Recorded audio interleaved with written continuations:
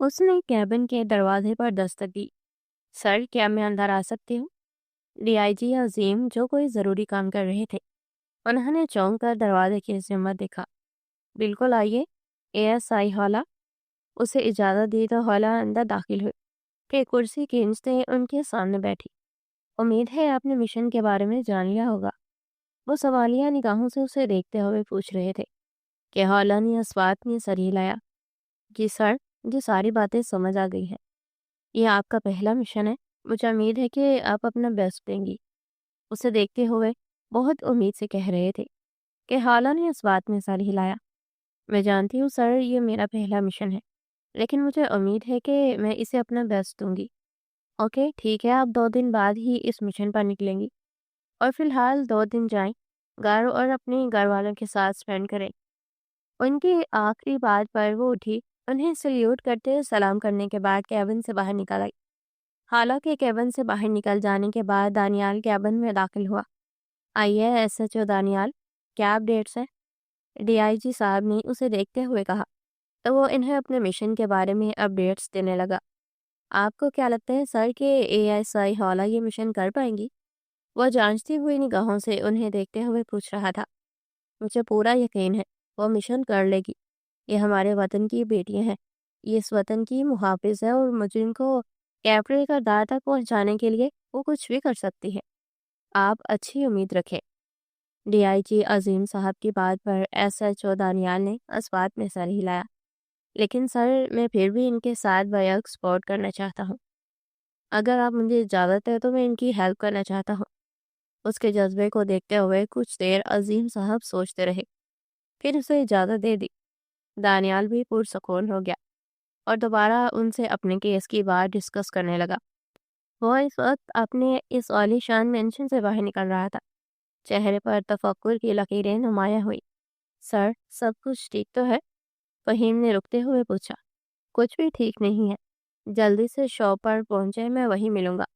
وہ اسے حکم دیتا ہوا جلدی سے گاڑی میں بیٹھا اور گاڑی کو گھر سے باہر نکالا۔ ایک طرف فون کان سے لگا رہا تھا، دوسری طرف وہ ڈرائیونگ کر رہا تھا۔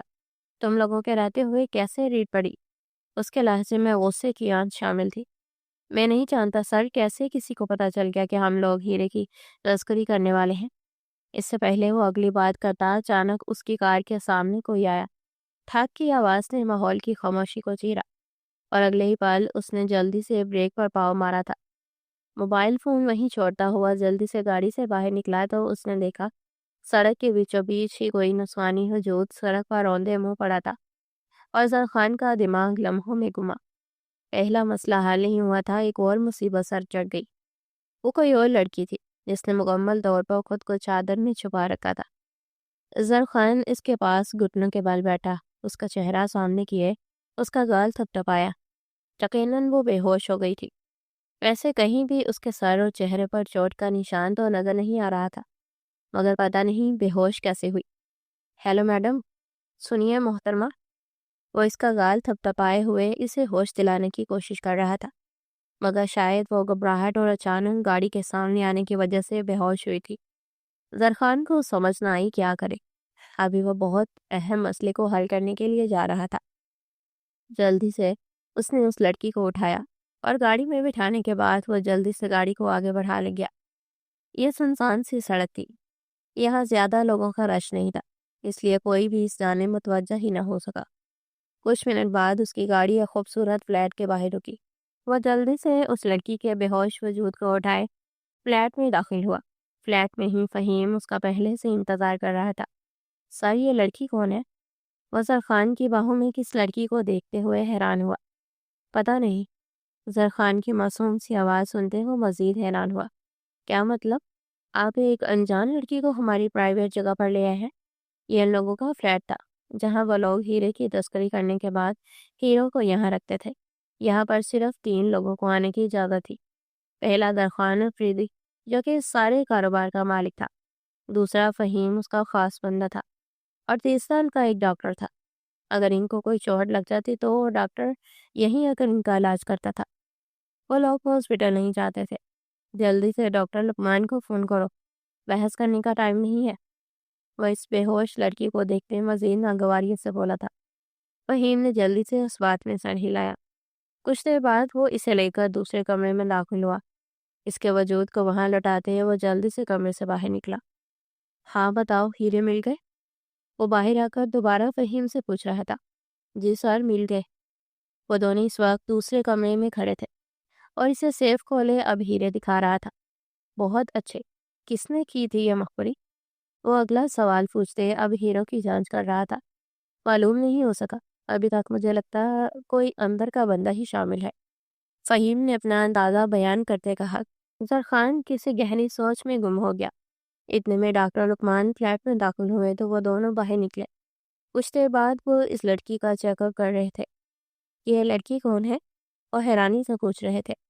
انہیں بھی امید نہیں تھی کہ زرخان کسی لڑکی کو فلیٹ میں ہی لے آئے گا، کیونکہ زرخان تو ان چیزوں پر بہت زیادہ احتیاط کرنے والا بندہ تھا۔ پتہ نہیں، میری گاڑی کے سامنے آ گئی تھی تو بے ہوش ہو گئی۔ ڈاکٹر لقمان کا دل چاہا اپنا سر پیٹ لے۔ تو تم سے یہاں کیوں لے آئے ہو؟ ہاسپٹل لے جاتے۔ اس وقت میں پریشان و گھبرایا ہوا تھا کہ سمجھ میں نہیں آیا کیا کروں، اس لیے اسے یہیں لے آیا۔ اسے ہوا کیا ہے؟ اس نے اگلا سوال پوچھا۔ اسے کوئی چوٹ تو آئی نہیں ہے، جیسے زرخان بے چین ہو رہا تھا۔ مجھے لگتا ہے یہ گاڑی کے سامنے آئی تھی تو گھبراہٹ کے مارے بے ہوش ہو گئی ہے، کچھ دیر میں ہوش آ جائے گا، ڈاکٹر لقمان نے اس کا بلڈ پریشر چیک کرتے ہوئے کہا۔ کچھ دیر بعد وہ اپنا بیگ پیک کرتے کمرے سے باہر نکلے۔ یہ آپ کون سی خوبصورت حسینہ کو مصیبت بنا کر لے آئے ہیں؟ فہیم کی زبان میں کھجلی ہوئی۔ زرخانی سے غصے سے بوتے ہوئے اتنے میں دونوں کے کانوں میں خوبصورت ہی مدھم آواز پڑی۔ یا خدا، میرا سر! وہ شاید اپنا دکھتا سر سنبھالتے ہوئے اٹھی تھی۔ ان دونوں نے حیرانی سے لڑکی کی طرف دیکھا۔ وہ عجیب سے لہجے میں بول رہی تھی۔ تم ٹھیک ہو؟ زرخان نے فہیم کی بات کو اگنور کرتے پوچھا۔ میں کہاں ہوں؟ تم لوگ کون ہو؟ وہ شاید کسی اور ہی زبان میں بات کر رہی تھی جو فی الحال زرخان اور فہیم کو سمجھ نہیں آ رہی تھی۔ مجھے لگتا ہے یہ دماغ سے کھسکی ہوئی ہے، فہیم نے ایک بار پھر طنز کیا تھا۔ تمہیں اردو آتی ہے؟ اردو بول سکتی ہو؟ زرخان نے اس کی بات کو اگنور کرتے ہوئے کہا۔ اس لڑکی نے اس بات میں سر ہلایا۔ تھوڑا تھوڑا، وہ معصومیت سے بولی۔ زرخان نے شکر کا سانس لیا، ورنہ اس کا سر تو اب درد سے پھٹ ہی جاتا۔ نام کیا ہے تمہارا؟ زرخان نے سنجیدگی سے سوال پوچھا۔ وہ سہمی ہوئی نگاہوں سے زرخان افریدی کو دیکھ رہی تھی۔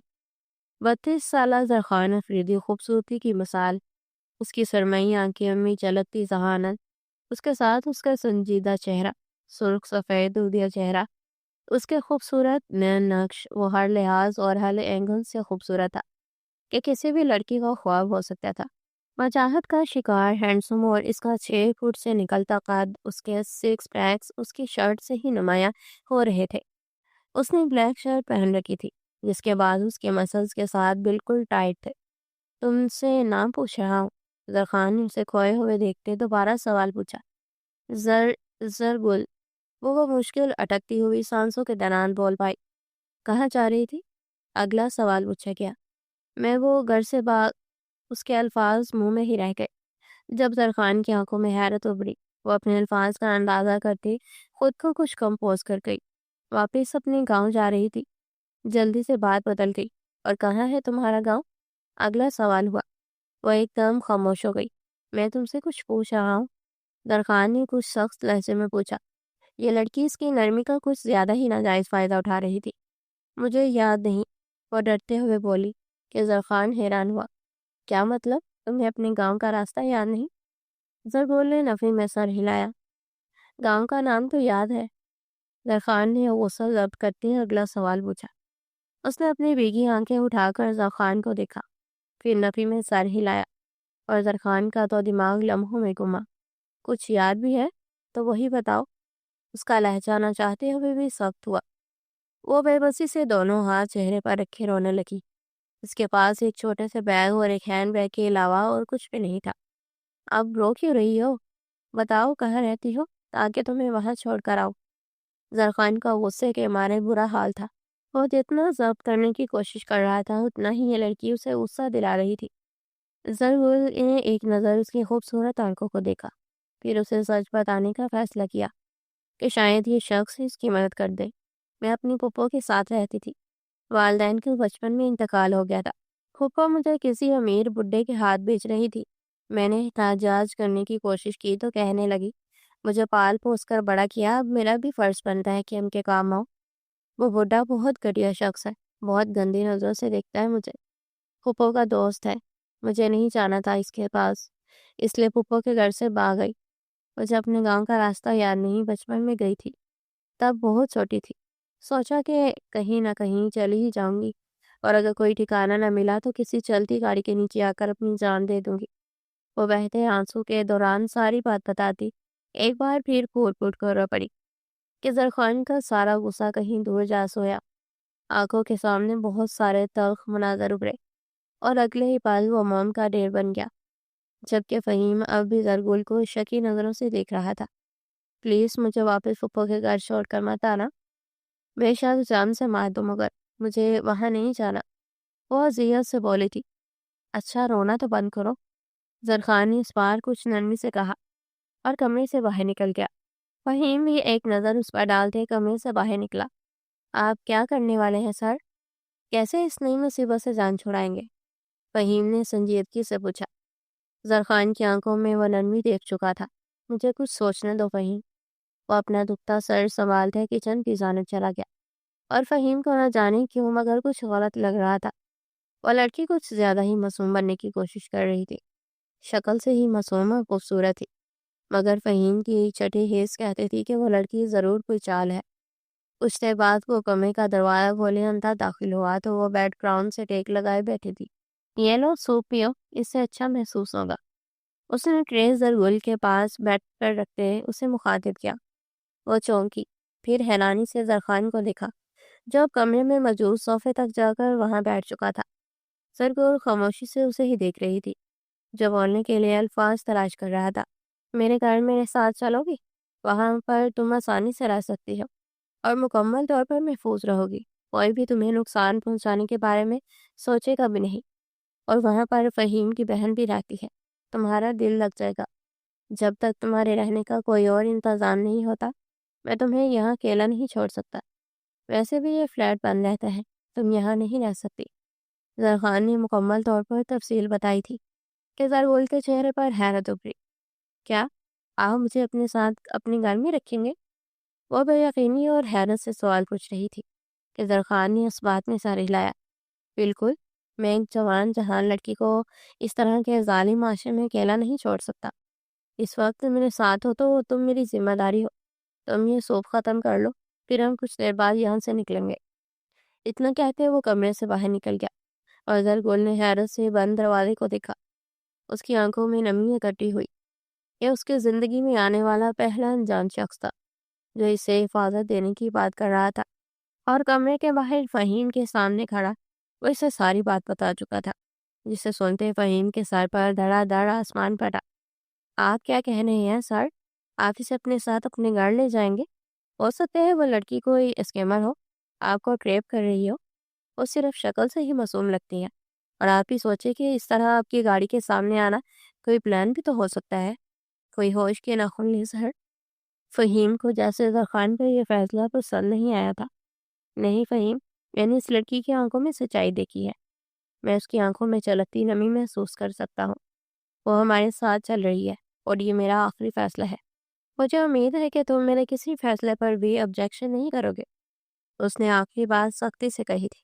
بھلا فہیم کون ہوتا تھا اس کی بات پر نفی کرنے والا؟ آخر وہ اس کا گھر تھا، وہ جہاں چاہے جس کو چاہے اپنے گھر میں لے کر آ سکتا تھا۔ فہیم اس کا صرف ایک خاص ملازم تھا۔ فہیم کی بہن مہک بھی وہیں رہتی تھی۔ اصل میں فہیم گاؤں میں رہنے والا ایک سادہ سا لڑکا تھا۔ وہ زرخان کے ساتھ نوکری کرتا تھا۔ اس کی بہن جو کہ شہر کی یونیورسٹی میں ہی زیر تعلیم تھی، اب گاؤں روز آنے جانے میں مسئلہ تھا، اس لیے زرخان نے ہی کہا تھا کہ مہک ان کے ساتھ ان کے بنگلے میں رہ سکتی ہے۔ اس طرح مہک کی رہائش کا مسئلہ بھی حل ہو جائے گا۔ وہ اپنے بھائی کے سامنے رہے گی، اس کا بھائی بھی مطمئن رہے گا، اور اس کی پڑھائی میں بھی حرج نہیں ہوگا۔ اگلے 1 گھنٹے بعد وہ لوگ اس فلیٹ سے باہر نکلے۔ وہ دونوں گاڑی میں فرنٹ سیٹ پر بیٹھے ہوئے تھے، اور زرگل پچھلی سیٹ پر بیٹھی باہر گزرتے مناظر کو دیکھ رہی تھی۔ فہیم کی نظر مسلسل اس لڑکی پر تھی، اسے کچھ گڑبڑ ہونے کا احساس ہو رہا تھا۔ کچھ غلط تھا اس لڑکی کے بارے میں، وہ جو سمجھ نہیں پایا کہ آخر کیوں درخان جیسے پتھر دل شخص کا دل و دماغ لمحوں میں پگھل گیا تھا، مگر اسے درخان سے اس طرح کی بیوقوفی کی امید نہیں تھی۔ جو کام وہ لوگ کرتے تھے، اس کام میں وہ لوگ کسی بھی باہر کے انسان کو اپنی زندگی میں دخل اندازی کرنے کا موقع نہیں دے سکتے تھے، اور اس لڑکی کو اپنے گھر میں روکنے کا مطلب تھا کہ وہ لڑکی ان کی پرسنل زندگی کے بارے میں ہر چیز جان جائے گی، جو کہ فہیم کو گوارا نہیں تھا۔ لیکن وہ نوکر تھا اور اپنے مالک کے فیصلے کو ناپسند کرنے کے علاوہ اسے کچھ نہیں کہہ سکتا تھا۔ زرخان افریدی اپنے ہر معاملے میں آزاد تھا۔ ان کی گاڑی افریدی مینشن کے باہر رکی۔ زرخان نے ہارن دیا، گارڈز بھاگتے ہوئے آئے، گیٹ کھلا اور گاڑی اندر داخل ہو گئی۔ وہ دونوں گاڑی سے باہر نکلے۔ زرخان نے پچھلے سیٹ پر جان کا دروازہ کھولا۔ باہر آ جائیں، گھر آ گیا ہے، نرمی سے کہا۔ زرگل جو کہ اپنے خیالوں میں کھوئی ہوئی تھی، چونکتی ہوش میں آئی۔ اسمات میں سر ہلاتی وہ گاڑی سے باہر نکلی اور ان کے ساتھ ہی گھر میں داخل ہوئی۔ وہ بہت خوبصورت، بہت بڑا بنگلہ تھا۔ لاؤنج میں ہی انہیں مہک نظر آئی، جو صوفے کے پاس نیچے زمین پر بیٹھے ہی کتابیں پھیلائی پڑھ رہی تھی۔ فہیم و زرفان کے ساتھ کسی دوسری لڑکی کو دیکھتے وہ حیران ہوئی۔ وہ اس لڑکی کو نہیں جانتی تھی۔ وہ لڑکی پہلی بار فریدی ہاؤس آئی تھی۔ یہ لڑکی کون ہے فہیم بھائی؟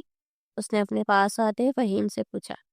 مہمان ہے، فہیم کلاس کر بولا تھا۔ اب اپنی بہن کو کیا بتاتا کہ وہ کون ہے؟ مہک، یہ زرگل ہے اور آج سے یہی رہیں گی۔ ہاں پلیز انہیں نیچے والا کوئی کمرہ دکھا دے، ویسے بھی یہاں بہت سارے کمرے خالی تھے۔ زرخان کی بات پر مہک نے اس بات میں سر ہلایا۔ جو ٹھیک ہے زرخان بھائی۔ وہ زرخان کی بھی فہیم کی طرح ہی بہت عزت کرتی تھی اور فری وقت میں وہ یہاں کھانا بھی بنا دیتی تھی۔ ویسے کچن میں ایک خان بابا تھے جو ان کے خان سامہ تھے۔ وہ بہت اچھا کھانا بناتے تھے، مگر پھر بھی مہک کو یہاں کام کرتے بہت خوشی ہوتی تھی۔ آپ میرے ساتھ آ جائیں اپی۔ دیکھتے ہوئے تو عمر سے زرگول مہک سے بڑی ہی لگ رہی تھی۔ وہ 24-25 سالہ خوبصورت نقوش کی بہت پیاری لڑکی تھی۔ اس کی ہلکی بوری آنکھیں، ان میں چمکتی معصومیت، اس کا سفید دودھیا چہرہ، اس کے خوبصورت نقش نین، اوپر سے اس کی معصومیت کسی بھی انسان کو اس کا دیوانہ کر سکتے تھی۔ وہ مہک کے بات پر اسوات میں سر ہلاتی، اپنے بیگ پر گرپ مضبوط کرتی اس کے ساتھ اندر کی جانب بڑھ گئی۔ مجھے لگتا ہے آپ نے اپنے لیے خود ہی مصیبت مول لے لی ہے، فہیم زرخان سے دھیمے لہجے میں کہتا اپنے کمرے میں جا کر غائب ہو گیا۔ پر زرخان کچھ نرمی سے اس خالی لاؤنج کو دیکھ رہا تھا۔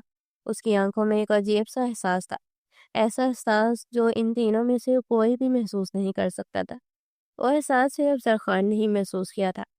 یہ اگلی دوپہر کا منظر تھا۔ وہ پانی پینے کی غرض سے کچن میں داخل ہوا اور اس نے سوچا تھا کہ ساتھ وہ خان بابا سے کہہ دے گا کہ اس کے لیے کافی بنا دے، جب اسے کچن میں کسی لڑکی کی پشت دکھائی دی۔ اس کے لمبے کمر تک آتے بال خوبصورت سی چٹیا میں کور تھے، کالے لمبے گھنے بال و بہت خوبصورت بال تھے۔ بالوں سے ہوتی نظر چہرے تک گئی تو زرخان حیران ہوا، وہ زرگل ہی تھی۔ اس نے کالے زرخول کے بال نہیں دیکھے تھے کیونکہ اس نے خود کو بہت بڑی کالی چادر میں چھپا رکھا تھا۔ وہ یکٹک اس لڑکی کو دیکھے گیا جو سنجیدگی سے شلف کے سامنے کھڑی سبزیاں کاٹ رہی تھی۔ اپنے وجود پر کسی کی مسلسل نظریں محسوس کرتی زرگل چونکی، پھر چہرہ موڑے پیچھے دیکھا تو زرخان کھڑا تھا۔ آپ؟ وہ ایک لفظ ہی بول سکی تھی۔ جب زرخان ہوش میں آیا، ہاں میں بس خان بابا کو دیکھنے آیا تھا، وہ نظر نہیں آ رہے؟ اس نے حیرانگی سے آس پاس دیکھتے ہوئے کہا۔ وہ خان بابا تو شاید راشن لینے گئے ہیں، آپ کو کچھ چاہیے تھا؟ میں مدد کروں؟ وہ نرمی سے سوال پوچھ رہی تھی۔ نہیں، وہ بس میں پانی پینے آیا تھا، اتنا کہتے وہ فریج کی طرف چلا گیا اور پانی کی بوتل نکالے پانی پینے لگا۔ سرگل دوبارہ اپنے کام میں مصروف ہو گئی۔ آپ کیا کر رہی ہیں؟ اس نے حیرانگی سے پوچھا تھا۔ کچھ بھی نہیں، مجھے فری رہنے کی عادت نہیں ہے، اس لیے میں نے سوچا کچن میں کوئی کام کر دوں۔ خان بابا سے پوچھا، انہوں نے کہا کہ میں یہ سبزیاں ہی کاٹ دوں۔ کھانا بنانا ہے تو میں اس لیے یہ بنانے لگی۔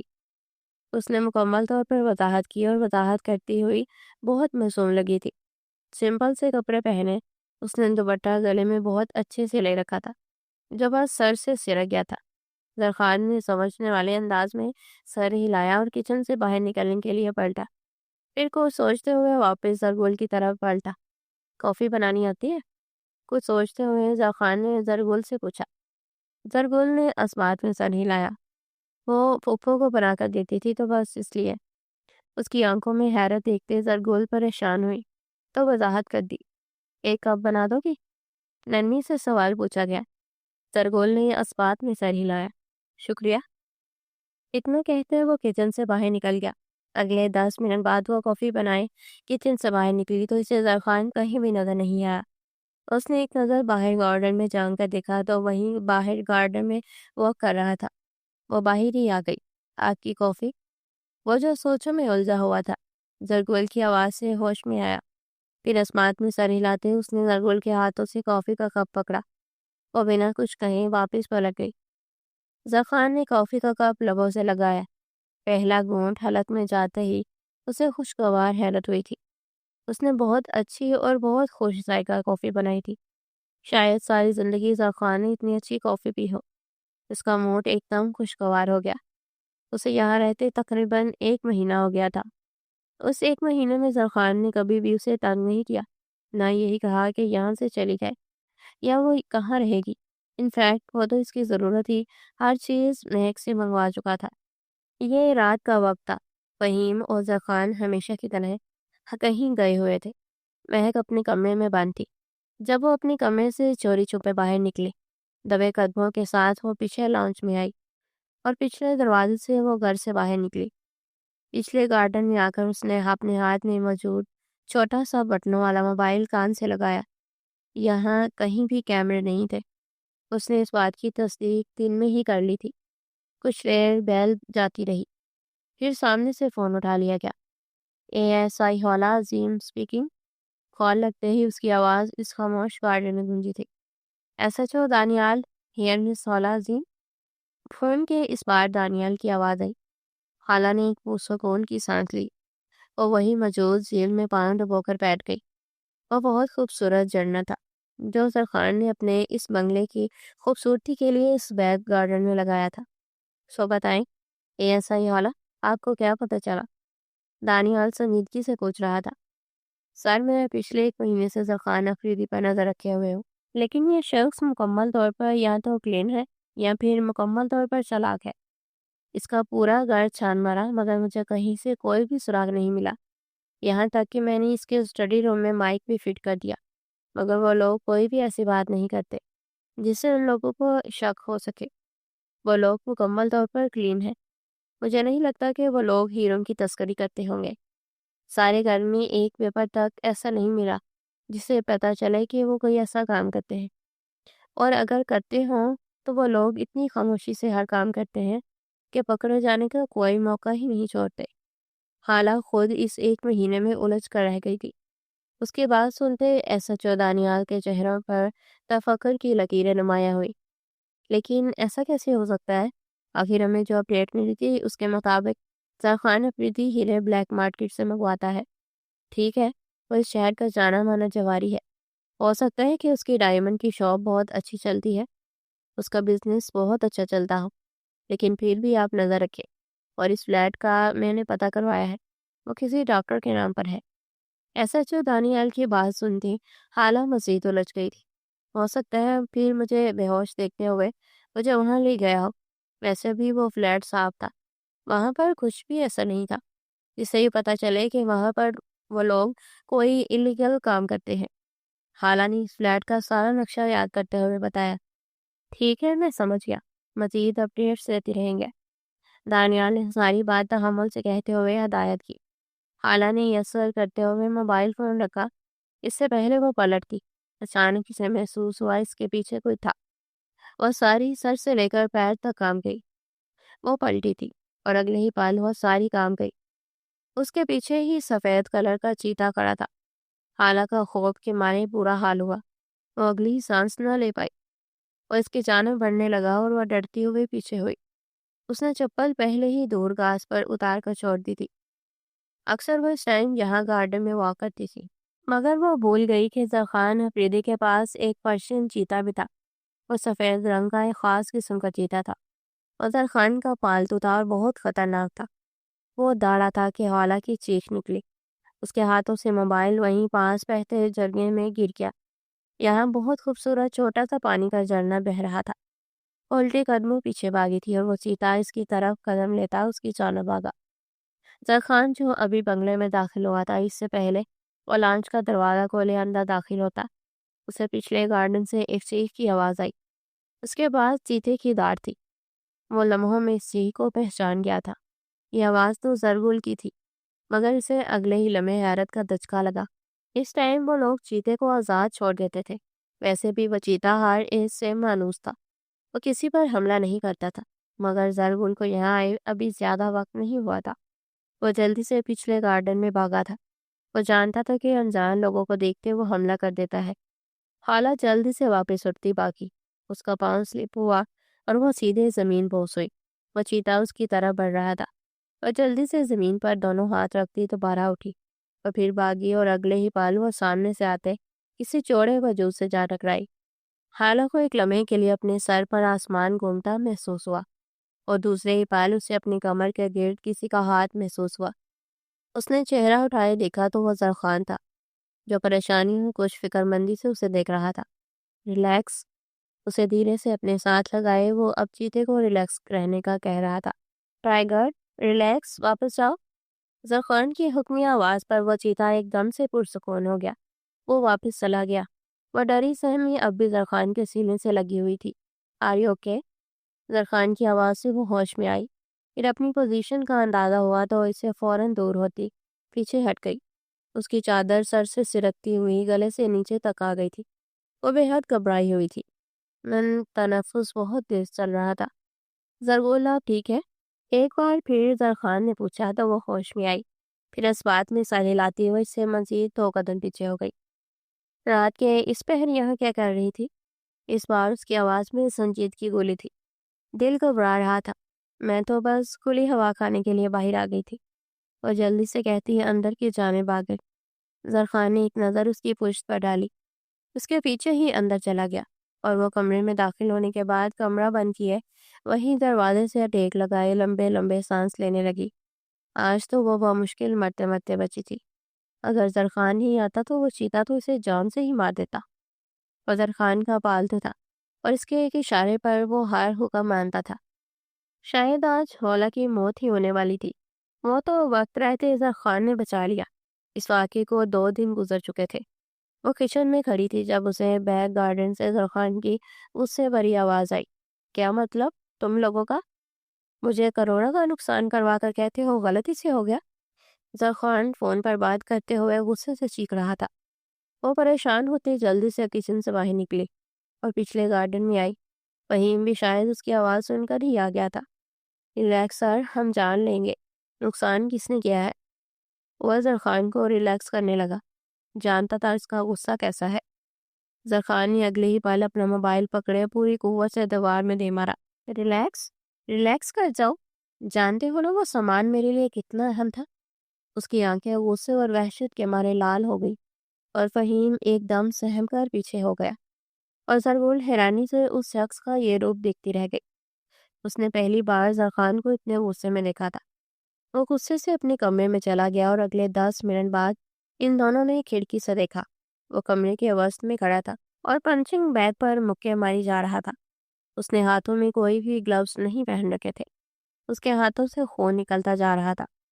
فہیم جلدی سے یہ پتہ لگانے کے لیے چلا گیا کہ نقصان کس نے کیا اور کیسے ہوا، مگر حولا وہ الجھی ہوئی نگاہوں سے کبھی اوپر دیکھ رہی تھی اور کبھی سوچ رہی تھی کہ کیا یہ سب کچھ ایسا جو دانیال نے کیا۔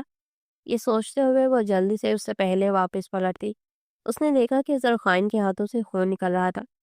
کہیں اندر اسے تکلیف ہوئی تھی۔ وہ نہیں جانتی تھی اسے تکلیف کیوں ہوئی، مگر وہ جلدی سے اوپر بھاگی تھی۔ اسے 1 مہینے میں پہلی بار ایسا ہوا تھا کہ آج زرخان کے کمرے کا دروازہ کھلا تھا، ورنہ وہ جب بھی کہیں باہر جاتا اس کے کمرے کا دروازہ ہمیشہ بند رہتا تھا۔ وہ زندگی میں پہلی بار آج زرخان کے کمرے میں داخل ہوئی۔ اس کے ہاتھوں میں فرسٹ ایڈ باکس تھا۔ قدموں کی چاپ محسوس کرتے زرخان کے ماتھے پر بلوں کا جال گہرا ہوا۔ وہ در پہ بنا رکے بنا سانس لیے بس مکے مارتا جا رہا تھا۔ فہیم، اپنی شکل گم کر لو، میں تمہارا منہ توڑ دوں گا۔ وہ اس شدت سے چلایا تھا کہ ایک پل کے لیے حولا کے پاؤں کانپ گئے۔ جب دوسری جانب سے کچھ نہیں کہا گیا تو وہ حیرت سے پلٹا تھا۔ اور اپنے سامنے زربول کو کھڑے دیکھتے وہ حیران ہوا۔ تم یہاں کیا کر رہی ہو؟ وہ آج سارے لحاظ بلا طاقت رکھتا ہوا چلایا۔ پہلی بار خالہ کو کسی مرد کے لہجے سے خوف آیا تھا۔ وہ آپ کے دونوں ہاتھوں سے خون نکل رہا ہے، پٹی کروا لے۔ وہ بہت مشکل سے پھنسی پھنسی سانسوں کے دوران بول پائی تھی۔ زرکول، یہاں سے جاؤ، وہ بہت تحمل سے بولا تھا۔ پلیز پٹی کروا لے، آپ کے ہاتھوں سے بہت خون بہہ رہا ہے۔ اس نے اپنے دونوں ہاتھ زخمی کر لیے تھے۔ نہ جانے اس نے اپنا غصہ کیوں اپنے ہاتھوں پر ہی نکالا۔ میں نے کہا دفع ہو جاؤ یہاں سے۔ وہ اس شدت سے چلایا تھا کہ حالہ سہمتی 2 قدم پیچھے ہوئی، مگر وہ کمرے سے باہر نہیں نکلی۔ نہ چاہتے ہوئے بھی اس کی آنکھوں سے آنسو نکل پڑے تھے۔ زندگی میں پہلی بار کسی مرد نے اس سے اس طرح بات کی تھی، ورنہ وہ ڈی آئی جی سندھ کی اکلوتی بیٹی تھی۔ A S I Hawla Azeem D I G Sindh Azeem sahib کی بیٹی، جو اپنے باپ کی طرح ہی ان کا نام روشن کر رہی تھی۔ وہ یہاں صرف زرخوان کی جاسوسی کرنے کے لیے آئی تھی، ورنہ اس طرح پہچان بدل کر کسی شخص کو دھوکہ دینا یہ اس کی فطرت نہیں تھی۔ پلیز زرخوان، بس پٹی کروا لے، میں چلی جاؤں گی۔ اس نے پہلی بار زرخوان کا نام لیا تھا کہ زرخوان کے دل کی دھڑکن رک گئی۔ اس نے بے یقینی اور حیرت سے پلٹتے پیچھے دیکھا۔ وہ بے بسی سے اسے ہی دیکھ رہی تھی۔ اس نے بنا کچھ کہے اپنے ہاتھ ڈھیلے چھوڑے، اور اب بنا کچھ کہے وہ صوفے پر جا کر بیٹھ گیا۔ خالہ نے گہری سانس خارج کی اور اس کے پاس ہی کچھ فاصلے پر وہ صوفے پر بیٹھی۔ اس کا ہاتھ نرمی سے اپنے ہاتھ میں پکڑا، اور اب اس کے ہاتھوں پر اپنے نرم نازک لمس سے پٹی کر رہی تھی۔ زرخوان یکٹک اسے دیکھے گیا۔ وہ بہت خوبصورت تھی، اور قریب سے دیکھنے پر تو بہت زیادہ ہی خوبصورت لگتی تھی۔ اس نے آج پہلی بار غور کی تھی کہ اس نے ناک میں چھوٹی سی باریک سی چاندی کی نوزپن بھی پہنی ہوئی تھی۔ وہ حیران ہوا تھا، اس کے چہرے پر وہ بہت سج رہی تھی۔ اتنا غصہ کون کرتا ہے؟ اپنی ہی چیزوں کا نقصان کر رہے ہیں، اس نے ڈرتے ہوئے کہا تھا۔ اس سے پہلے زرخوان اپنا ہاتھ کھینچتا وہ اس کے ہاتھ پر پکڑ سخت کر گئی تھی۔ پلیز، میں کچھ نہیں کہتی، بس مجھے تو آپ کا احساس ہے۔ وہ نہیں جانتی اس کے لبوں سے فکرہ کب، کیوں اور کیسے ادا ہوا، بس وہ کہہ گئی۔ زرخوان حیران ہوا۔ اور تمہیں میرا احساس کیوں ہے؟ اس نے زربول کو دیکھتے ہوئے کہا۔ آپ نے مجھے پناہ دی، جب ساری دنیا نے مجھ سے رخ پھیر لیا تو صرف آپ ایک واحد تھے جنہوں نے مجھے یہ چھت دی ہے۔ میں نہیں جانتی آپ کا کیا نقصان ہوا ہے، اگر دل کرے تو بتا دے، ورنہ آپ کی مرضی، لیکن اس طرح اپنے آپ کو تکلیف مت دے۔ نقصان کی بھرپائی ہو جاتی ہے، لیکن خود پر آئے زخم بھرنے میں وقت لگتا ہے۔ اس کے لہجے میں نرمی تھی کہ زرخوان کی آنکھوں سے نہ چاہتے ہوئے بھی نمی جھلک پڑی۔ وہ سامان نہیں تھا، وہ بچوں کی امیدیں تھی۔ بلاخر وہ شکستہ لہجے میں بولا تھا کہ وہ حیران ہوئی۔ کیسی امیدیں؟ نہ چاہتے ہوئے بھی وہ پوچھ گئی۔ زرخوان وہیں صوفے کی پشت ٹیک لگائے بیٹھا اور اب بے بسی سے اپنے دونوں ہاتھوں کو دیکھ رہا تھا۔ میں بہت چھوٹا سا تھا جب میرے والد کا انتقال ہو گیا۔ میرے ددیال والوں نے مجھے اور میری والدہ کو رکھنے سے انکار کر دیا۔ انہوں نے کہا کہ ان سے ہمارا خرچہ نہیں اٹھایا جاتا۔ میری ماں کے پیچھے کوئی نہیں تھا، جہاں میری ماں مجھے لے کر چلی جاتی۔ انہوں نے میری ماں کو اتنا مجبور کیا کہ ہمیں وہ گھر چھوڑنا پڑا۔ تب میں بہت چھوٹا تھا، 7-8 سال کا۔ اس عمر میں کیا کر سکتا تھا؟ اپنی ماں کے لیے کچھ کرنا چاہتا تھا، جذبہ تھا، مگر تب ہمت نہیں تھی، اوقات نہیں تھی۔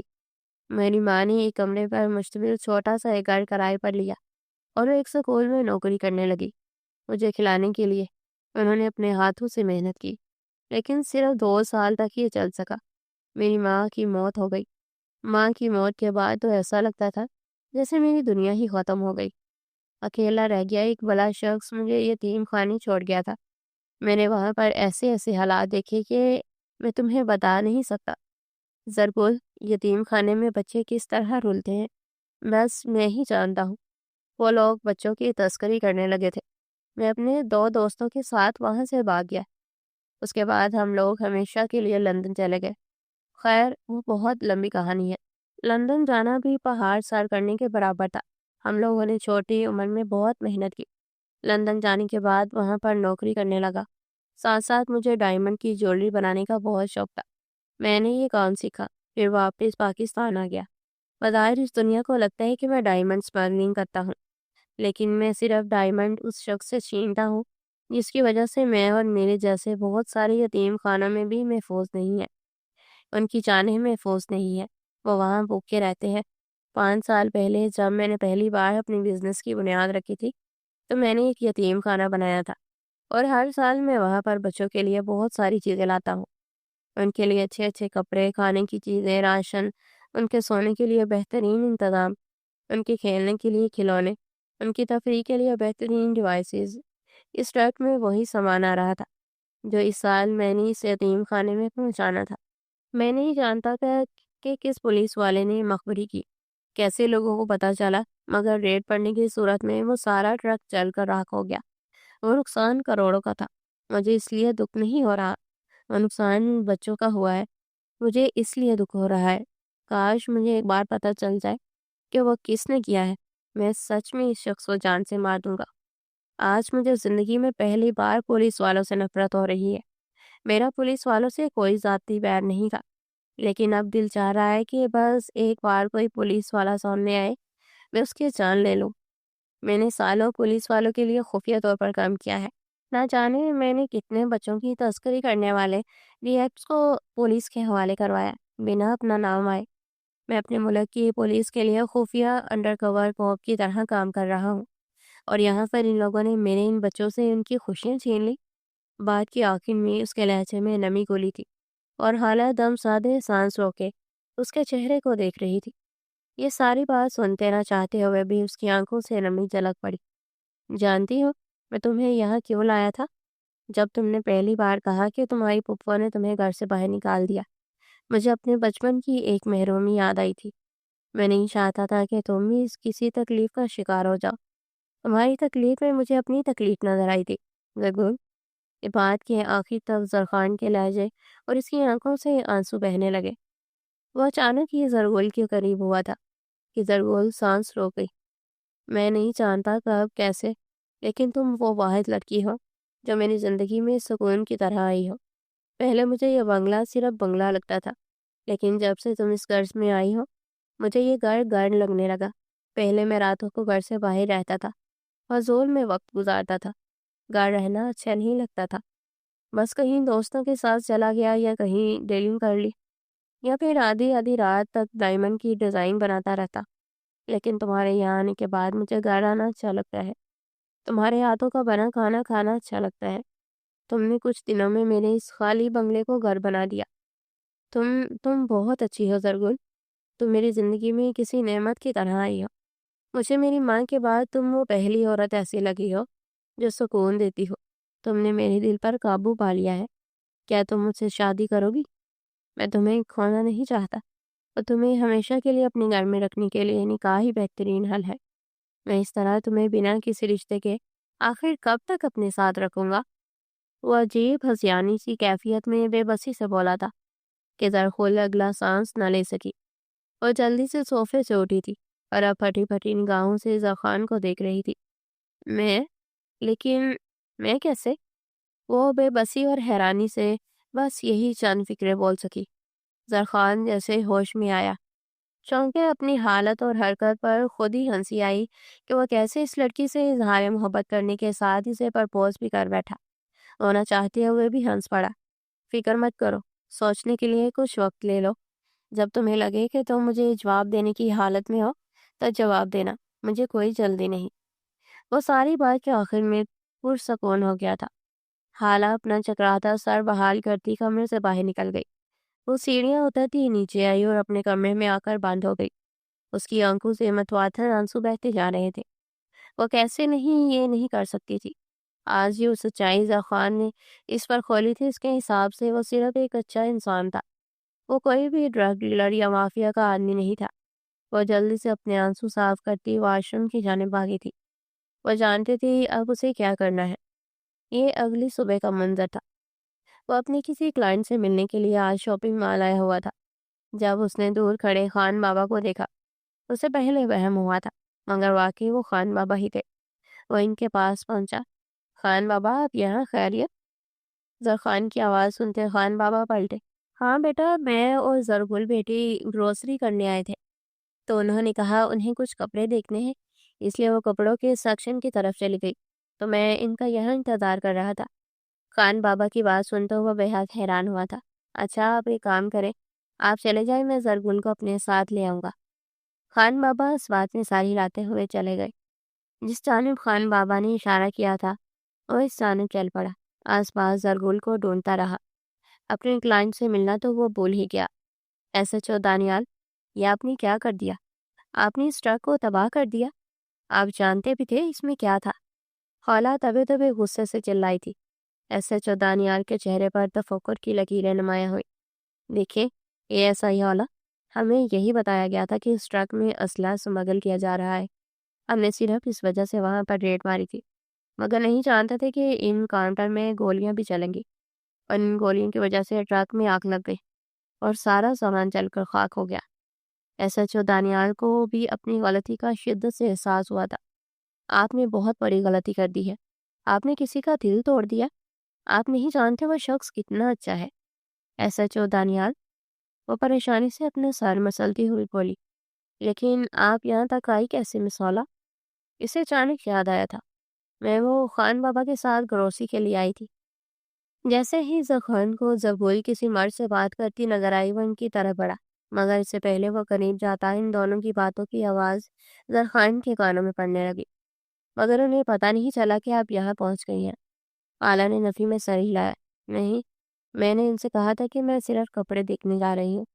اعلیٰ کی بات سنتے اس نے اس بات میں سر ہلایا۔ خیال رکھیں، اگر کسی کو پتہ چل گیا کہ آپ اے ایس آئی خالہ ہیں، کوئی زرگول نہیں، تو بہت بڑا مسئلہ بن جائے گا۔ اور مزید زوقان افریدی کے بارے میں کوئی انفارمیشن ملی، کہیں کوئی ڈاؤٹ ہو؟ وہ سوالیہ نگاہوں سے اسے پوچھتا ہوا جیسے ہی آس پاس دیکھنے لگا۔ کچھ ہی فاصلے پر کھڑے زرخان کو دیکھ کے دانیال کے چہرے کا رنگ نچڑا تھا۔ حالانکہ جو کچھ بولنے والی تھی، دانیال کے چہرے کے زاویہ دیکھتے ہوئے وہ بھی حیرانی سے پلٹی، اور اپنے پیچھے ہی زرخان کو کھڑے دیکھ کے وہ ساکت رہ گئی۔ شل بے یقین زرخان کی آنکھوں میں ٹوٹے ہوئے مان کی کرچیاں دیکھتے کہیں اندر سے تکلیف ہوئی تھی۔ وہ ان دونوں کی آدھی آدھی باتوں سے ہی ساری کہانی سمجھ گیا تھا۔ اس نے بہت ہی زیادہ تکلیف زدہ نگاہوں سے خالہ کو دیکھا۔ خالہ اس کی جانب ایک قدم پڑی تھی جب اس کا ہاتھ اٹھا اور اس نے ہاتھ کے اشارے سے خالہ کو خود سے دور کر دیا۔ وہ جیسے کہہ رہا ہو کہ بس مزید میری طرف قدم مت لینا۔ زرخان، میری بات سنے، وہ مشکل بولی تھی۔ بس بہت دھول جھونک لی تم نے میری آنکھوں میں تمہیں زرگول کہوں یا پھر اے ایس آئی خالہ؟ وہ حیرانی سے اس لڑکی کو دیکھ رہا تھا۔ یقین نہیں ہو رہا، جس لڑکی کے لیے میں نے اپنے دل کے دروازے کھولے وہ لڑکی مجھے دھوکہ دے رہی تھی۔ تم تو میرے گھر میں صرف ایک پلان کی گئی تھی۔ وہ 2 قدم بڑھتا اس کی جانب بولا تھا کہ خالہ نے نفی میں سر ہلایا۔ نہیں، ایسا کچھ نہیں ہے، آپ کا مجھے وضاحت کا موقع دے۔ وہ اس شخص کا مان نہیں توڑنا چاہتی تھی، لیکن افسوس وہ ساری کہانی سن چکا تھا۔ مجھے یقین نہیں ہو رہا کہ زرگول تم نے میرے بچوں کا سارا سامان تباہ و برباد کروایا۔ تف ہو تم پر زرخان، تمہیں کس لڑکی سے عشق ہو گیا؟ وہ سختی سے گراتے ہوئے بولا۔ اس کے لہجے میں تکلیف اور غصے کا عنصر نمایاں تھا۔ زرخان، میری بات سنیں، وہ ایک بار پھر اس کی جانب قدم بڑھاتے ہوئے بولی تھی۔ جب وہ 2 قدم پیچھے ہو گیا، بس بہت ہو گیا، خبردار اگر تم اب میرے قریب آئی، وہ پنکارا تھا۔ اب مجھے سمجھ آ گئی ہے تمہارا پلان کیا تھا، مجھے برباد کرنے آئی تھی۔ اگر کوئی ثبوت مل گیا ہو تو عدالت میں پیش کر دینا، ورنہ آج کے بعد ساری زندگی مجھے اپنی شکل مت دکھانا۔ تم نے مجھے کسی بھی انسان پر بھروسہ کرنے کے قابل نہیں چھوڑا۔ چہرے پر چہرہ چڑھا کر میرے گھر پہنچ گئی۔ وہ جیسے بہت برے طریقے سے ٹوٹا تو سمجھ نہیں آ رہی تھی اور اپنے جذبات کو کن الفاظ میں بیان کرے۔ اس سے تو اپنے جذبات کا اظہار ہی نہیں ہو رہا تھا۔ اس حیرت کا شدید جھٹکا ہی لگا تھا۔ وہ قدم پیچھے لیتا گیا، وہ اس کی جانب بڑھ رہی تھی۔ بس وہیں رک جاؤ، خبردار اگر تم میرے قریب آئی، آج سے تو میرے دل سے، میری زندگی سے، میرے گھر سے، ہر جگہ سے بے دخل ہو چکی ہو۔ اے ایسا ہی خالہ، وہ سختی سے کہتے ہوئے مال سے باہر کی جانب بڑھ گیا۔ خالہ نے ایک تکلیف زدہ نظر اٹھا کر ایس ایچ او دانیال کو دیکھا۔ یہ آپ نے کیا کر دیا ایس ایچ او دانیال؟ آپ نے میری زندگی میں بہت مشکلات پیدا کر دی۔ اتنا کہتے ساتھ وہ باہر بھاگی تھی۔ اسے ہر حال میں زرخان کو سچائی بتانی تھی کہ اس کا اس ریڈ پڑنے والے معاملے سے دور دور تک کوئی عمل دخل نہیں تھا۔ وہ شاپنگ مال سے نکل کر باہر آئی اور اب سڑک پر آس پاس دیکھ رہی تھی۔ کہیں بھی زرخان کی گاڑی نظر نہیں آ رہی تھی۔ وہ کہیں نہیں تھا۔ وہ سڑک پر نکل آئی۔ زرخان کہاں ہیں آپ؟ میری بات سنیں زرخان۔ وہ اسے آوازیں دے رہی تھی مگر ان لوگوں کے بڑے ہجوم میں اس کی آواز کہیں سے بھی آتی سنائی نہیں دے رہی تھی۔ وہ پاگلوں کی طرح اسے پکار رہی تھی کیونکہ کہیں نہ کہیں اسے شخص سے ہی عشق ہو گیا تھا۔ اس رات جب اس نے اس کی جان ٹائیگر سے بچائی تھی تبھی کہیں وہ حالانکہ دل کی ساری دنیا تہہ والا کر گیا۔ زرخان پلیز ایک بار مجھے سچائی بتانے کا موقع دے۔ وہ اب بھی چیخ و چلا رہی تھی۔ وہ سڑک کے عین درمیان کھڑی تھی اور پاگلوں کی طرح بس آس پاس دیکھ رہی تھی۔ اس کا حال تو ایسا تھا جیسے ابھی زرخان کو نہ دیکھا تو جان سے جائے گی۔ وہ آس پاس دیکھ رہی تھی اس چیز سے بے نیاز کہ وہ بالکل سڑک کے درمیان میں آ چکی ہے۔ اس سے پہلے ایک تیز رفتار گاڑی آتی اور اسے ہٹ کرتے باز جاتی۔ اگلے ہی پال کسی نے اسے بازو سے پکڑے اسے اپنی جانب کھینچا تھا۔ وہ خوف زدہ سی ہوتی آنکھیں میچ گئی مگر جب کچھ بھی برا نہ ہوا تو اس نے اپنی آنکھیں کھولے سامنے دیکھا اور اگلے ہی پل اس کی آنکھوں سے نمی چلکتی ہوئی آنسو کی شکل بنتی بہہ گئی۔ وہ زرخان تھا اور اس کی محفوظ اور مضبوط پناہ میں تھی۔ آج ایک بار دیر زرخان نے اس کی زندگی بچا لی تھی۔ زرخان کا چہرہ بے تاثر ہی تھا مگر وہ سارے ضبط توڑتی آگے بڑھی اور اس کے سینے سے لپٹ گئی تھی کہ زرخان کی آنکھیں حیرت سے پوری کھل گئی۔ میں جانتی ہوں کہ میرا آپ کی زندگی میں شامل ہونے کا طریقہ غلط تھا لیکن سچ میں خدا کی قسم اس ریٹ میں میرا کوئی ہاتھ نہیں تھا۔ صرف مجھے ایک بار وضاحت کا موقع دے، صرف ایک بار زرخان، آپ کو آپ کی محبت کی قسم پلیز۔ وہ تڑپتی ہوئی بولی تھی جب اگلے ہی پال زرخانی سے دونوں کندھوں سے پکڑے خود سے دور دھکیلا۔ اس کی آنکھوں میں سختی تھی۔ مر گئی وہ محبت، تم نے میری محبت اعتبار ہر چیز کا قتل کر دیا۔ آج کے بعد مجھے ہاتھ لگانے کی ہمت بھی مت کرنا۔ وہ ایک جھٹکے سے اس کے جسم اور روح کے ٹکڑے ٹکڑے کرتا اسے وہیں چھوڑتا ہوا پلٹ گیا۔ وہ حیرانی سے اس شخص کو دیکھتی رہ گئی۔ پھر بہت جلدی وہ حرکت میں آئی اور پیچھے ہی چلائی تھی، مجھے چھوڑ کر مت جائیں زرخان، میں یہیں بیٹھی رہوں گی۔ میں بتا رہی ہوں ساری رات گزر گئی تو بھی میں اسی سڑک پر ہی رہوں گی۔ میں آپ کا انتظار کروں گی مگر آپ کے بنا یہاں سے نہیں ہلوں گی۔ وہ اپنی پوری طاقت سے چلائی تھی مگر وہ بنا پلٹے اپنی گاڑی کی طرف بڑھ گیا تھا۔ وہ پھر دیکھتے ہی دیکھتے وہ آنکھوں سے اوجھل ہو گیا اور وہ وہیں ایک سائڈ گھٹنوں کے پاس زمین پر بیٹھی اس کی گاڑی کو دور جاتا دیکھ رہی تھی۔ وہ جا چکا تھا۔ کتنی دیر وہ اپنی زندگی کے گزرے 25 سالوں کو سوچتی رہی۔ اسے کتنا شوق تھا کہ وہ پولیس میں جائے گی، پولیس والی بنے گی، مگر وہ کہاں جانتی تھی کہ اس پولیس کی نوکری اس کے دل کی دنیا ویران کر جائے گی۔ 2 گھنٹے ویسے ہی گزر گئے۔ اچانک اسے کچھ یاد آیا تھا۔ وہ وہاں زمین سے اٹھی اور چلتی ہوئے وہ آفس شاپنگ مال کے ایک سائڈ پر بنے PCO تک آئی۔ وہاں کھڑی ہوتے اس نے کسی کا نمبر ڈائل کیا اور پھر ریسیور کون سے لگایا۔ کچھ دیر بعد ہی اس کے کانوں نے عظیم صاحب کی آواز پڑی، ہیلو بابا، میں ہار گئی۔ ان کے ہیلو کی آواز سنتے ہی وہ پھوٹ پھوٹ کر روتی بولی کہ عظیم صاحب پریشان ہوئے، خالہ میرا بچہ کیا ہوا؟ کیا اس زرخان نے تمہیں کوئی نقصان پہنچایا ہے؟ مجھے بتاؤ تم کہاں ہو، میں تمہیں ابھی لینے کے لیے آتا ہوں۔ ان کی آواز بے چینی میں ڈوبی ہوئی تھی۔ خالہ روتے ہوئے نپی میں سر ہلانے لگی، نہیں بابا، وہ شخص مجھے چھوڑ گیا، تنہا میں مر جاؤں گی، اس کے بنا نہیں رہ سکتی۔ وہ ٹوٹے پھوٹے فکرے میں اپنے باپ کو وضاحت کرنے لگی، بیٹا کیا کہہ رہی ہو؟ کوئی سمجھ نہیں آ رہی، پلیز مجھے ساری بات بتاؤ۔ عظیم صاحب نے پریشانی سے کہا تھا تو اس نے ساری کہانی سنا ڈالی۔ بابا مجھے محبت ہو گئی ہے، پلیز مجھے اس شخص کے حوالے کر دے۔ آپ بے شک مجھ سے ہر چیز چھین لیں، بس مجھے وہ شخص دے دیں۔ میں سب کچھ چھوڑ دوں گی لیکن اسے نہیں چھوڑ سکتی۔ مجھے لگ رہا ہے میں مر جاؤں گی بابا۔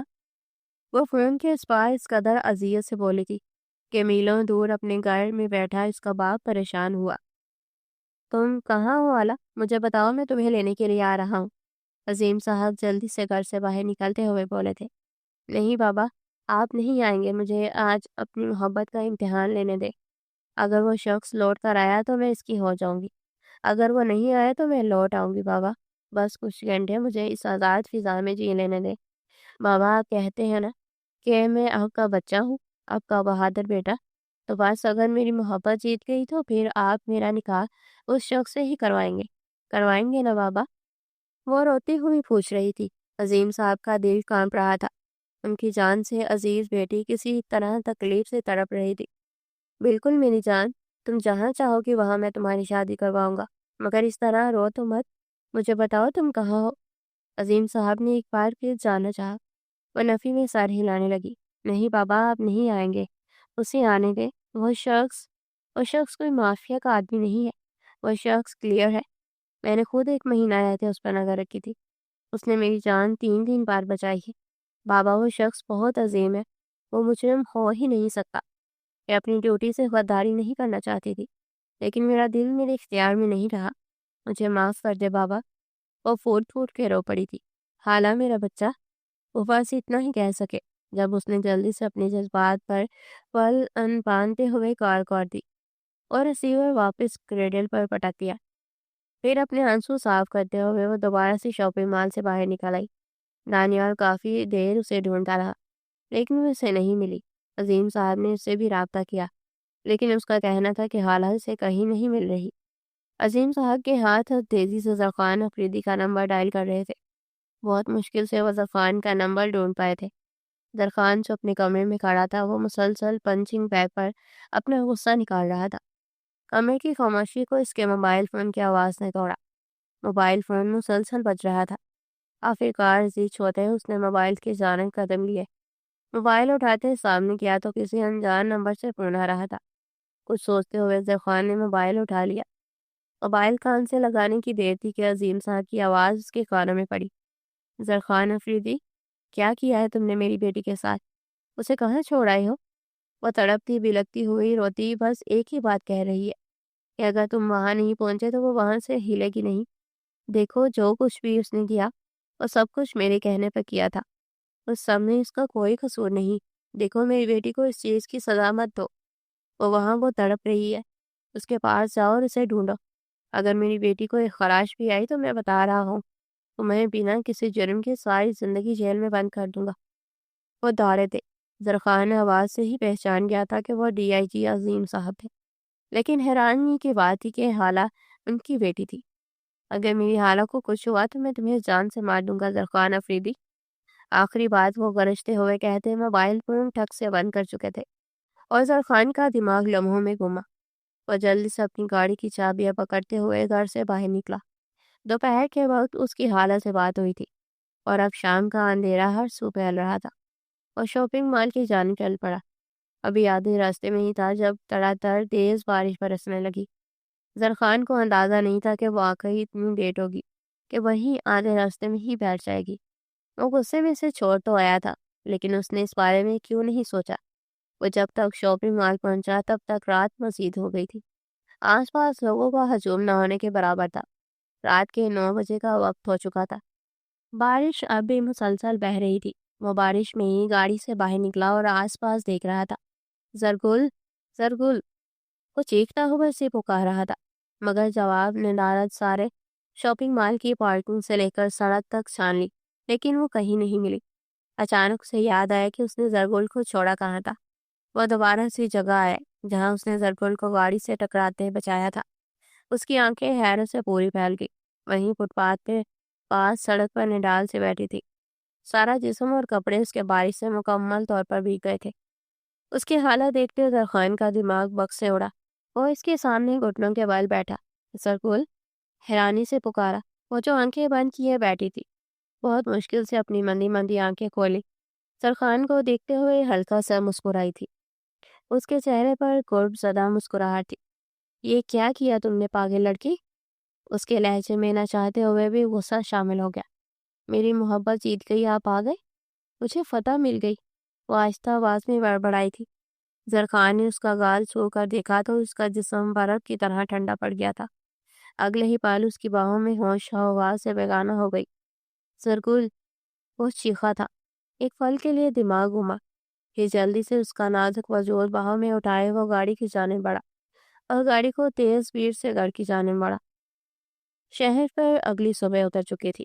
جب اس نے اپنی آنکھیں کھولی تو وہ خود کو ایک نرم ملائم پرسکون بستر پر لیٹے پایا۔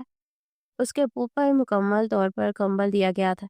اس نے آہستہ آہستہ اپنے حواس بحال کیا، پھر آس پاس دیکھا تو اسے یاد آیا یہ تو زرخان کا اپنا کمرہ تھا۔ وہ حیران ہوئی، کمرے سے ہوتی نظر سامنے گئی تو سامنے زرخان اور عظیم صاحب بیٹھے ہوئے تھے۔ بابا، اس کے ہونٹ پر پڑا ہے۔ کمرے کی خاموشی کو خالہ نے آواز میں توڑا۔ وہ جلدی سے صوفے سے اٹھے اور اس کی جانب پڑے۔ خالہ میرا بچہ، انہوں نے آگے بڑھتے خالہ کو ماتھے پر لب رکھی کہ خالہ کو سکون ہوا۔ زرخان ایک نظر اسے دیکھتا ہوا صوفے سے اٹھا۔ خالہ اسے ہی دیکھ رہی تھی۔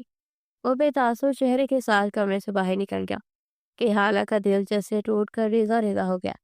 بابا وہ کہاں جا رہے ہیں؟ انہیں روکے نا، اس نے بے بسی سے باپ کو دیکھتے کہا۔ تم اٹھو، گھر چلو۔ وہ جلدی سے خالہ کو دیکھتے بات بدل گئے تھے۔ خالہ نے نفی میں سر ہلایا اور بلینکٹ کو مزید مضبوطی سے پکڑا کر، نہیں، مجھے کہیں نہیں جانا، بس آپ میرا نکاح کروائیں، مجھے یہیں رہنا ہے۔ وہ جیسے بہت زیادہ گھبرا گئی تھی، تو بس ہر حال میں زرخان کی غلط فہمی دور کرنی تھی۔ بات کرتے ساتھ ان کی نظر اپنے اوپر گئی تو اس نے دیکھا کہ اس کے وجود پر اب کوئی دوسرا لباس تھا۔ وہ حیران ہوئی تھی۔